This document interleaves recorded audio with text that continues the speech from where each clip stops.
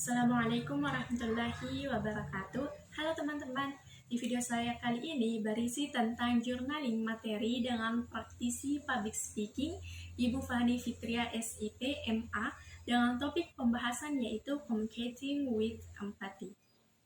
Jadi teman-teman, Communicating with Empathy itu merupakan salah satu bagian dari interpersonal communication atau komunikasi antar pribadi.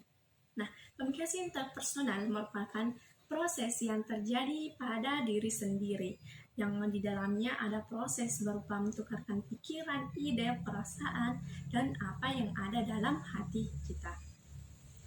Interpersonal communication ini esensial membantu kita sebagai manusia, sebagai individu, untuk merefleksikan diri, self-awareness, dan juga menumbuhkan diri sendiri utamanya dalam berkomunikasi.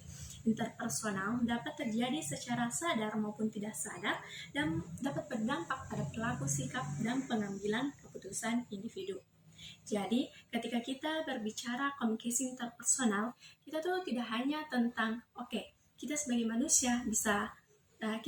manusia ini bisa berpikir seperti apa, bisa menyerap informasi seperti apa, dan ini tidak hanya berhenti di otak dan pemikiran kita, tetapi bagaimana kita sebagai manusia atau sebagai makhluk sosial bisa bermanfaat ke orang lain secara luas.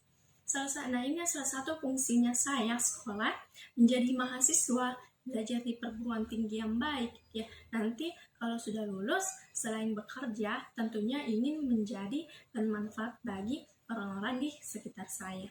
Nah, itulah jawabannya di sini. Belajar tentang personal communication, tapi specifically apa yang dimaksud dengan communicating with empathy.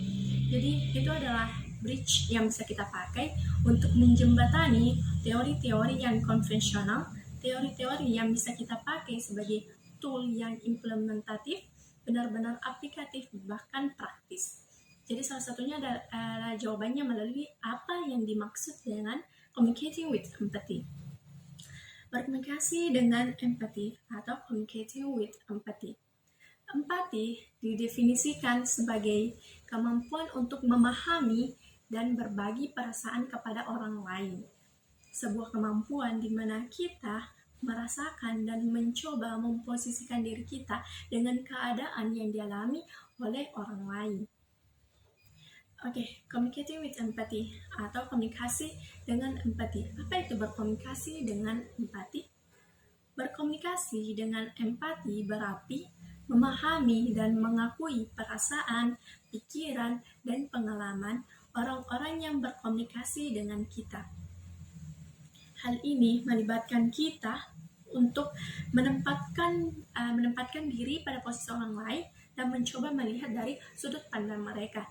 Saat kita berkomunikasi dengan empati, kita menunjukkan bahwa kita peduli dengan orang lain dan bersedia mendengarkan serta memahami sudut pandang mereka. Ya, jadi terdapat important part atau bagian penting communicating with empathy. Ada dua diantaranya. Pertama, passion atau rasa sabar. Nah, kesabaran adalah lamban dari kemarahan dan penghakiman, dan sebaliknya akan cepat menjadi belas kasih. Yang menjadi garis besarnya adalah tanpa kesabaran tidak akan ada empati. Itu yang harus kita ingat. Passion bisa kita actionkan seperti mendengarkan orang lain, ataupun tahu poin penting permasalahannya, namun memberikan kesempatan kepada orang lain untuk berbicara, mencurahkan perasaannya hingga selesai. Important part berikutnya yaitu understanding atau memahami. Melihat poin yang berbeda dari sudut pandang orang lain. Nah, understanding bisa kita actionkan dengan seperti gestur, menganggukkan kepala untuk menunjukkan bahwa kita itu mendengarkan dan memahami apa yang orang lain bicarakan tanpa kita berbicara. Ya, poin terakhir dari communication with empathy adalah dasar untuk berkomunikasi positif. Ada 3 cara, yakni pay attention atau memperhatikan orang yang berbicara dengan kita, listen, mendengarkan apa yang orang bicarakan, type, ask question atau tabayun, bertanya untuk memastikan agar kita tidak salah memahami. Adapun pembelajaran bermakna yang dapat saya ambil dari materi Communicating with Empathy adalah kemampuan untuk memahami perasaan orang lain, menerima sudut pandang mereka, menghargai perbedaan perasaan, dan menciptakan interaksi yang saling pengertian antara saya, namanya kita sebagai makhluk sosial dengan orang lain.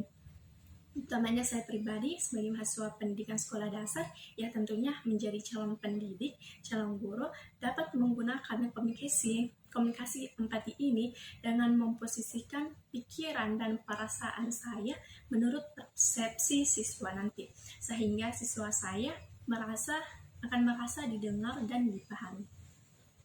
Dengan mempelajari komunikasi empati dapat membantu saya untuk menjadi lebih peka terhadap perasaan orang lain dan memperbaiki hubungan interpersonal dengan orang lain.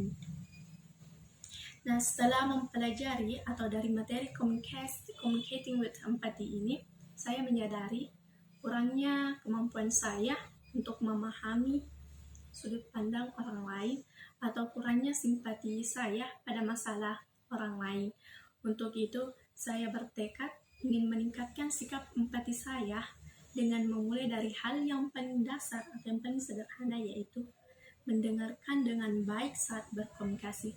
Saya ingin berusaha menjadi pendengar yang baik saat orang lain menjadikan saya tempat mencurahkan perasaannya, menjadikan saya tempat mencurahkan masalahnya, menjadikan saya tempat mencurahkan keluh kesahnya.